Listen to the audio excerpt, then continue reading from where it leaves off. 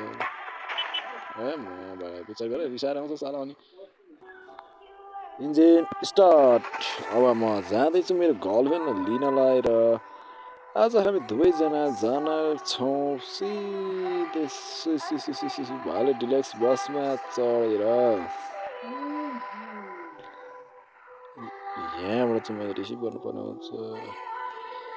यो यतापट्टिको देखिराख्नु भएको छ है, ढोका खोल भन्दै गरेको चाहिँ मेरो गर्लफ्रेन्ड पर्छ। यसलाई पनि सबैभन्दा पहिला यसको टिकट र यसको सिटको व्यवस्था गरौँ है। जुन चाहिँ कालिया फेरि फर्स्ट, तर पनि ठिकै छ। हामीले सबैजनाले समान व्यवहार गर्नुपर्छ भनेर हामीले ट्याक्कै टिकट काटिदिइहाल्यौँ। म चाहिँ मेरो गर्लफ्रेन्ड हाल्यो, मैले चाहिँ पैसा नमाग्यो भने फेरि बानी नराले त्यहाँ फेरि माग्नु पर्ने। ठिकै छ त्यसमा लाइ पनि जसरी दाजुभाइ हामीले एकदम राम्रो व्यवहार गर्नुपर्छ। टिकट व्यवस्था एकदम काटेर सिटको व्यवस्था मिलाइदिनुपर्ने हुन्छ है।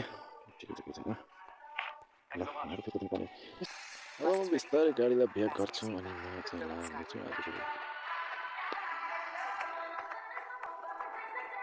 सिधै त्यहाँ अगाडि देखाइरहेको छ हामीलाई हरियो लाइनहरू, त्यहाँबाट हामी जानुपर्ने हुन्छ। बाली सडक ढोका पनि खुल्नेवाला छ है। अब म चाहिँ लागिसकेँ। आज मेरो यात्रामा आफ्नै गर्लफ्रेन्डलाई सुध लिएर म हिँडिसकेको छु यस्तो सुन्दर सुन्दर ठाउँलाई घुमाउनको लागि। यसो साथीहरू तपाईँहरूले पनि हेर्न सक्नुहुन्छ मैले कसरी ड्राइभ गरिरहेको छु। हुन त म त्यस्तो राम्रो ड्राइभर त होइन, तैपनि मैले ड्राइभिङ चाहिँ खत्री गर्छु है गाइस। यहाँबाट जानुपर्ने हुन्छ हामीले बायाँ सडकै, यहाँबाट स्वाट घुमाउँछु स्वाट भने जस्तो है। त्यस्तो स्वाट घुमाउनु त आएन मलाई, त्यही पनि अब राम्रै काटिरहेको छु। स्पिड पनि निकै छ, 130को स्पिड। यो बसको जति भ्याउँछ त्यति मेरो स्पिड हालेको छ, त्यही पनि केही भएको छैन है। अब म चाहिँ अब अलिक क्लोज भएर ठ्याक्कै हेर्ने चाहिँ त्यहाँ फेरि यहाँ फेरि पार्किङ गर्नुपर्ने अवस्था आइसकेको छ है। यहाँ केही नै अलिक खोजिरहेको छ अब हेरौँ है। यही नै अर्कै झर्न लाग्यो होला सायद है। यहाँ ओके केही छैन, अगाडि खोल्नुपर्छ। ओपन द डोर भनिसकेको छ ल। दुईजना चाहिँ झरिसक्यो, अझै बाँकी छन्। अब अर्को जिएफआई घुमाउनु पर्छ। ए कस्तो लुगा लाएर आएको कि तिमीले फेरि यही गर्छ क्या तिमी खाने, त्यही लुगा लाएर आउँछ तिमी कहाँ हुन्छ ल। तिमी पैसा दिन्छ थ्याङ्क यू गोटाउको थ्याङ्क यू।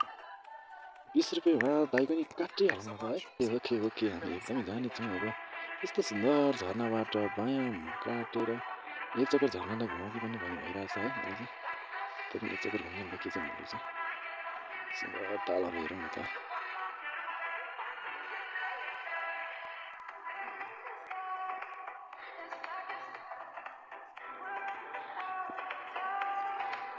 एक चक्कर हामीले वरिपरि झर्नालाई लगाएपछि फेरि हामी आफ्नै रोडमा निस्किसकेका छौँ। तपाईँहरू हेर्न सक्नुहुन्छ गाइस मैले कतिको स्पिड चलाइरहेको छु भन्ने कुरो त तपाईँहरूले देख्न सक्नुहुन्छ। तपाईँ पनि बिस्तारै जानुपर्छ, गाडी हराउँदैछ है।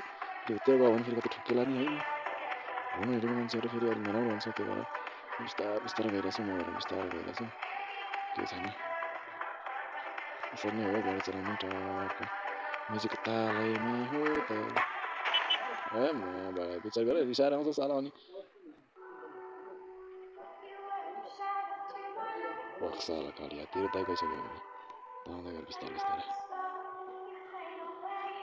अब हामीले यहाँ फेरि पार्किङ गर्नुपर्ने हुन्छ है साथीहरू। पार्किङ गर्दैन र सायद मलाई लाग्छ आजको यात्रा यतिसम्म होला कि जस्तो पनि। आजको यात्रा यहीँसम्म, बाँकी भोलि अर्को पार्टमा भेट्नेछौँ। Bye bye guys, see you again.